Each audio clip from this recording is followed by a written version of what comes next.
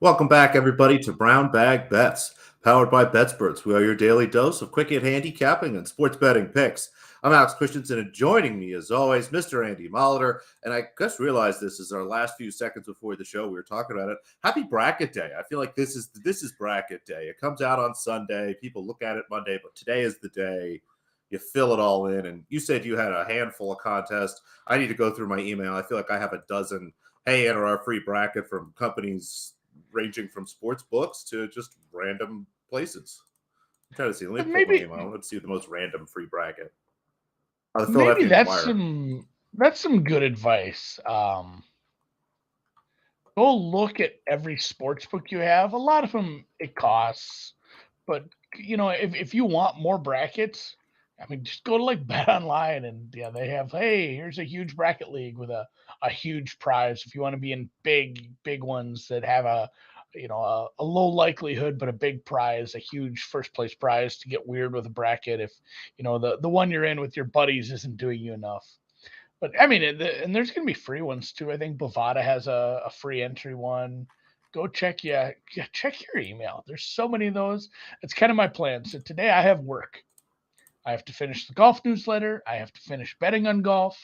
I have to do the 50-year option. I have to finish talking, to you guys right now. I have some meetings. I have to meet my wife for lunch. All that stuff is going to take me up to like supper time. And then after I eat, I think I might have to play Settlers of Catan with the kids. They might have that set up ready. I might have done some promising. So I'm gonna have to speed that up, whoop the shit out of them at Catan, try to get that done like 45 minutes, and then tonight is sit down. Like I have a list now of all the different brackets. There's so many fun games. Like I mentioned, Rico de Gallo sent me a bracketless bracket, which is just I picking love a that one seed, format. a two seed. Yeah, I'm gonna It's do like a the few old different entries in ABCD there. pool in golf. Yeah, exactly like that. We'll have some fun stuff too as we get. We're gonna have a fun one surrounding the Masters that has some pretty big prizes just here at BetSpurt. So look for that. It's similar to that, like a tier. Pick golfers from a tier. We're trying to make it easy, man. Just you can really get complicated on some of these pools. Survivor pools.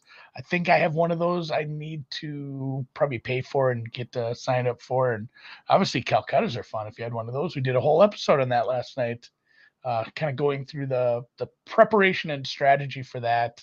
A lot of people enjoy doing those for golf as well. So yes, from all of us here, happy bracket day. Don't forget, especially if you already paid for one. Just fill it in with dummies right now. It's like doing DFS. At least put in a dummy lineup that you're halfway okay with, just in case you wake up tomorrow and the alarm went off 2 hours ago. And it's your chance to get weird with it. If you're entering these huge pools full of people for free, pick somebody weird. Pick like this is your time. Pick a 6 seed to win it, a 5, an 8, because that's one of those situations where again it's just like DFS. If you have the weirdest bracket and you're right, and again like you don't have to get too insane. Pick all the favorites for the first couple rounds, but once you get a little bit deeper, find it a 4, 5, 6 seed you like somewhere in that range. Maybe there's an 8. Look down there. Yeah, you're not going to win one of those contests with 150,000 entries, picking all the one seeds to win their regions. Like Yeah, your it is Bama similar. Houston bracket, save for your Yeah, friends pool.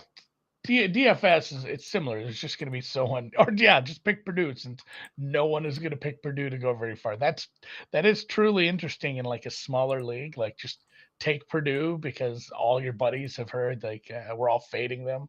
Smaller ones like that, you can definitely get a little chalkier. But maybe if you are going to be chalky in a small league that has 30 to 50 people in it, pick the top seed that nobody likes, which is again the goddamn Boilermakers this year. Lost in the shuffle, sort of, unless you're a golf hardo, and I am a guy who's probably gonna be watching plenty of golf this weekend too. It is a beautiful day for me to bring extra laptops to the office. Have a lot of things on the TVs tomorrow. We'll have probably 4 monitors going with sports, just because I like to have all the games at least somewhat visible. And then, yes, of course, the Valspar Championship does start tomorrow down in basically Tampa Bay. It's not an elevated event. The field, like I mentioned, it's decent, but there's some good matchups. I have some good outrights. I think I placed 4 or 5 of them yesterday. You can see that. Noonan and I did the preview show. If you want to check that out, we did talk about the course at a little bit of a deeper level. Talked about all the guys we liked, the guys we're avoiding. He bet on Keegan Bradley, who withdrew this morning, so he has one fewer outrights, I guess, at this point. Maybe he's looking to add something over in the Discord. Again, mention that too. The monthly subs over at BetSports Golf go through the Masters. So if you're a fan of the Masters tournament, which you should be, you can take advantage of that. One matchups I had today was a guy I love to bet on, and I hated going against Hostler here, but I did take Jonathan Vegas, the Venezuelan, to beat Hostler. I found this price at Bet Great. Online. This is a matchup that's also up at Chris, but it's minus 129, which, again, it isn't the end all be all, but it is always nicer for a sharper book to be hanging the worst price. Other people have maybe steamed that up, or just, they're a little further tilted towards the golfer you're betting on than, some of the softer books in the market. I like this up to like 125. I almost did lay a stroke and a half, but I'm fine laying minus 120. And the scoring distribution may be a little tighter here. We're not going to see someone win with minus 25. Actually, a fairly tough course here. Just a huge, huge, huge gap between these two golfers when it comes to approach. Whereas Vegas is top 10 out of anyone here in the field. Bo Hosler's quite a bit further down. He will make his hay around the green and on the putting surfaces. That's kind of where he's at. But his ball striking numbers are much lower than what I'd like to see for a guy to be able to take advantage of good putting. You need to find the greens in regulation. I don't think he does that here. I think this settles via the cut line with Vegas sneaking through and just kind of grabbing some top 40 money, and Hosler going home on Friday. So Vegas did play well here. He does play well here traditionally. 27th last year, 48th the year before. Kind of one of those guys that just he plays well enough to find the weekend, never has a shot to win.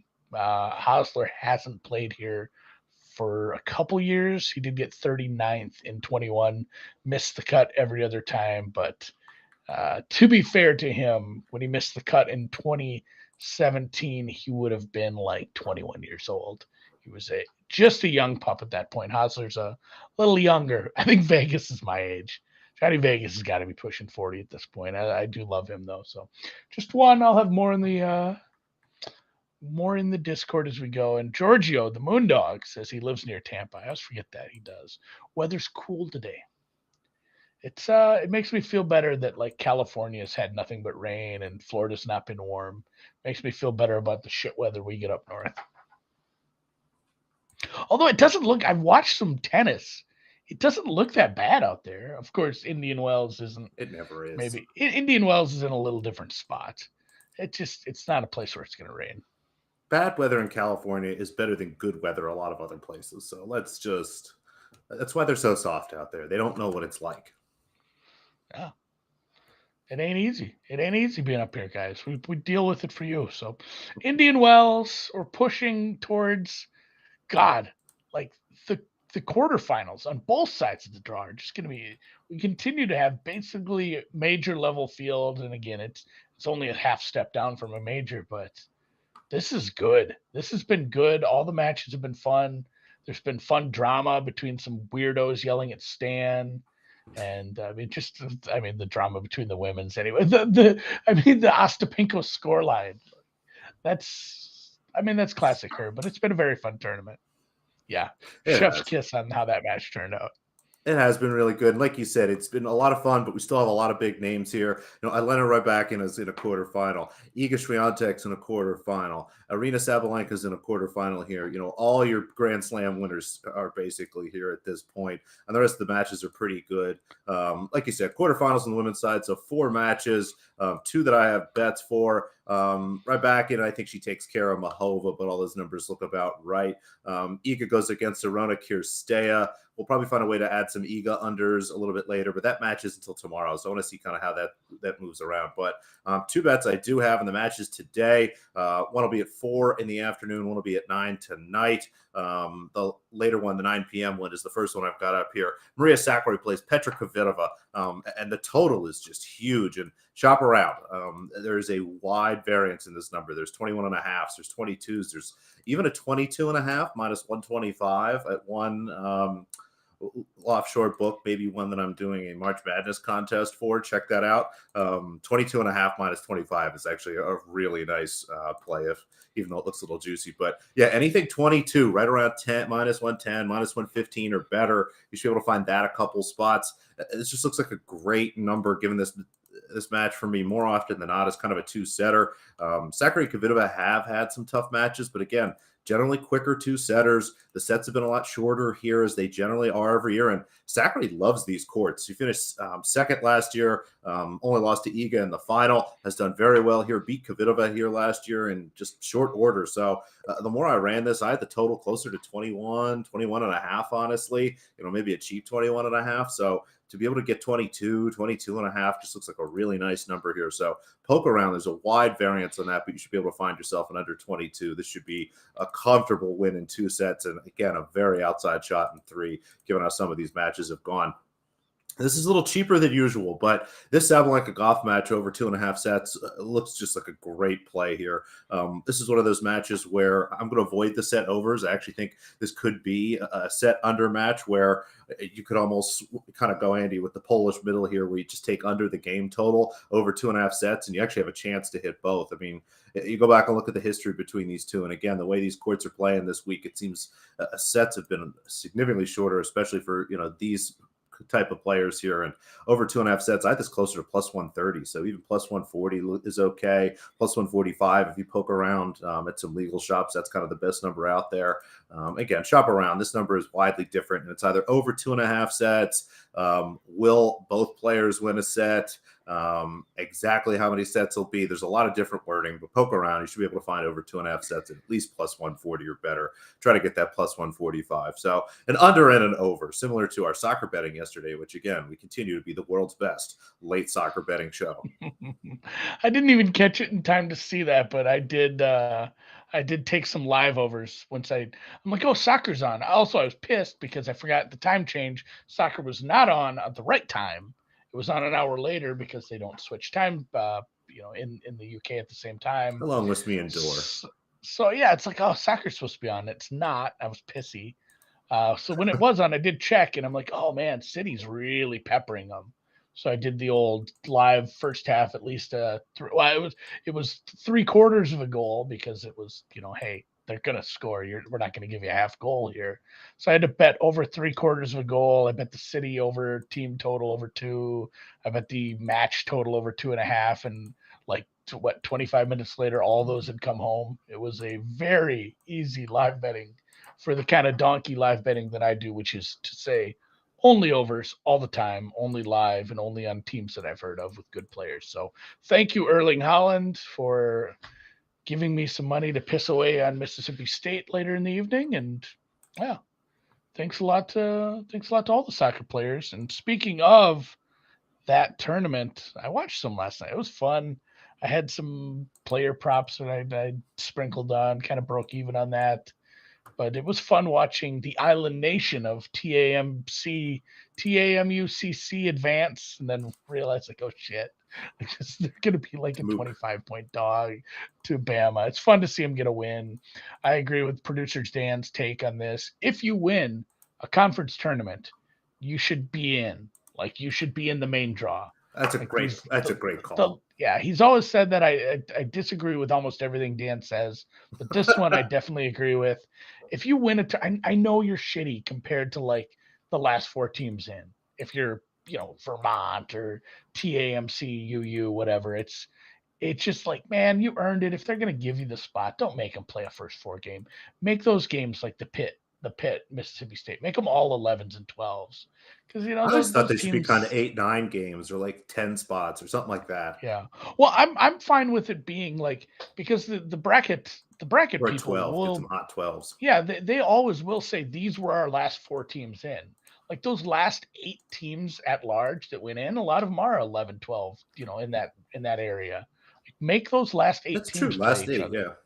Yeah, it's like, hey, you barely made it in, so we're gonna make you play an extra game instead of poor Texas Southern or whatever we're gonna have tonight. So I didn't make any action on those two tonight. I don't care for the play-in games all that much. I did watch a little, but I did make a bet on the actual tournament. I bet this a couple days ago. Got a slightly better price, not enough to like really toot my horn, but there were some 18s on Texas. The best I could find in any of the markets this morning was a 15, both legal and offshore, by the way. And while I was offshore, I added a little bit of a prop because Drew offended my sensibilities last night by implying that Alabama wasn't very good. Where, I mean, at this point, there's steam where Scoot Henderson doesn't go second anymore. There's Very certain interesting. there's certain talking heads that think there's an NBA ready prospect on one of these college teams this tournament. Which at a while we just kind of assumed the best two weren't going to be playing in college this year. So I did play the Longhorns. I fell in love with them when I was doing my research for the Big 12. The Big 12 tournament is clearly the Big 12 in general is clearly the best conference in the entire nation, as evidenced just by all the efficiency numbers. And you start looking at the strength of schedule numbers for any of those poor teams that had to just grind it out through that schedule. Texas did so with aplomb, despite having a little bit of a distraction. They don't have a true head coach. It's still, I believe, on an interim basis. So I'm hoping they can play tough for him, get him the job. I love what they've done lately. The defenses look better. They score in a lot of different ways, and they beat Kansas twice in 2 weeks. And I That's know, impressive. one was on a neutral, and it's not like you win in and just. But they beat the tar out of Kansas twice. They looked really good in these last few games. So I'm a Texas Longhorn for this tournament. I'd like to at least have one future. I think they drew a decent draw as far as Houston is their one seed, they're the two, but I think they have an easier path to the regional final than Houston does. Not to say like Houston's going to just trip up immediately, but I would rather have Texas's path right now than Houston's, and I hope that's the matchup because I think that'll be a really good game. And then I did play some Texas Bama to meet in the finals at 28-1, just a small bet. I found that over at I Bovada. love that. So, That's a fun bet to make. okay, cool. Hook 'em. Yeah. Dan says, gun to your head, Brandon Miller, the best pro prospect in the tournament. I see what you did there. I can't believe you made me read that out loud. Got God tricked. damn it, Dan. Yeah, that you tricked me into that. I was going to answer the question, and then I started to say it, and I realized what you'd done there. So, all right. Well, looks like I'm going to be hedging my under 36.5 with a money line tonight. Yes, sir. I mean, we'll talk about the Bulls here in just a second. NBA, TNT, a Thursday night. A little bit bigger slate. I kind of like what the NBA has done. That we've got back to there being 6, 7 games every single night. I've got plays in two. Quickly, some thoughts on the other games. Heat, Grizzlies, just two absolute messes at this point. The Heat are 4-point favorites at home. Wouldn't mind a bet on the Grizzlies there, but those numbers look just about right. Cavaliers Sixers should be a great game, but need to see which Cavaliers are playing. Brutal spot for them, 3-4 back to back. Really going to be tough for them. Lakers Rockets. Lakers just 3.5-point favorites on the road to a Rockets team that actually won a basketball game the other day, despite their best efforts. Probably a good spot for the Lakers, maybe like a Rockets team total under something like that, but I had to leave that one alone. The Mavericks Spurs game is a mess. No Luka, maybe no Kyrie Irving, and the Spurs again actively trying to lose basketball games. So skip that one altogether. Clippers Warriors, thought about an over there, but we'll see. Maybe a Clippers team total over later. But two bets I actually did make, and as Andy hinted here, the Chicago Bulls host the Sacramento Kings, and I think there will be no beam lighting tonight. The Bulls are 1-point underdogs on the money line. I just played a -105. If you want to play them +1, -110, Who's that's out for the Kings no then? one. Really? God, they've come a long way. They really have. Man.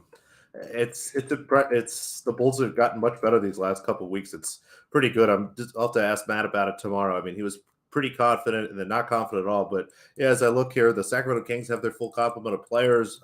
Basically everybody but Lonzo Ball for the Bulls here, but they've been much better the last month or so, much better at home. Some of the lineup adjustments that they've made, bringing Caruso into the starting lineup has been fantastic for them. Makes the bench a little bit better, makes the starting lineup better. Really love the way they're playing basketball here. And the Kings on the road haven't been nearly as good. It's not a great schedule spot for them. So yeah, give the Bulls here minus 105. I had them as 2.5, almost 3-point favorites here. So again, +1, minus 110 is fine. Minus 105. Those are basically the same numbers by my count. So anything in that range is good. And then your Minnesota Timberwolves. I didn't realize this. I was doing basically everybody on the show. I guess the Hawks aren't playing tonight, but I wouldn't bet them anyway out of respect for Dan. Your Minnesota Timberwolves, 5-point underdogs here against the Boston Celtics. Celtics have been really poor these last couple months. The shooting percentages are down. The offense looks clunky. They're trying out a lot of different things. Grant Williams, for whatever reason, seems to be benched. It's been a very strange season, whereas your Timberwolves are going absolutely the other way. Anthony Edwards has taken control of this team. He has been a really fantastic leader. Gobert continues to be listed questionable every night and still play anyway, which gives them sort of everything they need. There's space on the floor. Jaden McDaniels is quietly having a really great season here. Mike Conley has been really great for this team from a leadership role and kind of slowing things down. And again, letting Edwards kind of grow here. It's really a nice team in Minnesota. It should be a lot of fun. I had this game much, much closer here. Again, given how much the Celtics have struggled, I mean, the Celtics still should be favorites here, but not by 5 points. I had this closer to 2.5. So anything 5 or better looks pretty good to me. So a sort of underdog and a real underdog. Enjoy that sort of underdog. Yeah, it's hard to call one of those two underdog and underdog. It's basically I have that with golf sometimes too, where it's like, hey, this kid's minus 107, which is the underdog because golf matchups are really high hold. So yeah, the Bulls are very rested. That's why my blood pressure's back to where it should be, because I haven't had the Bulls win a game in like 4 or 5 days. So it has been a while since they've played. And yeah, I think that's it. Again, don't forget to do your brackets. Let us know. Don't tell me now, because what if I'm in the league with you? Then it'd be collusion. But let us know who you have winning it all. So it'll be funny. So we can remind you when they're out in the second round. I have that happen to me all the time. I have a random draw tonight, which is out of all the things I do for March Madness, bracket leagues and pools and all these fun contests. My favorite one is I just hand a guy $100. And there's 32 people that do so, and they're each given 2 random teams that are drawn. Like legitimately, you can get 2 16 seeds, and just your fun is over. It's every year. It's maybe my favorite thing, just finding out which 2 random teams I have. So what a great lottery. Here's to at least one good one. I've had some 2 seeds. I've never drawn a 1 seed. I think the last real good one was like a BYU team 5-6 years ago. So there's always hope. Once in a while, you do get your money back if they make the Elite 8. I think that's usually kind of my hopes when I start drawing these teams. So we'll let you know tomorrow, because it's super interesting to figure out who I'm rooting for this. But we'll catch you guys tomorrow. Hit the thumbs up on the way out and have fun. Have fun watching basketball.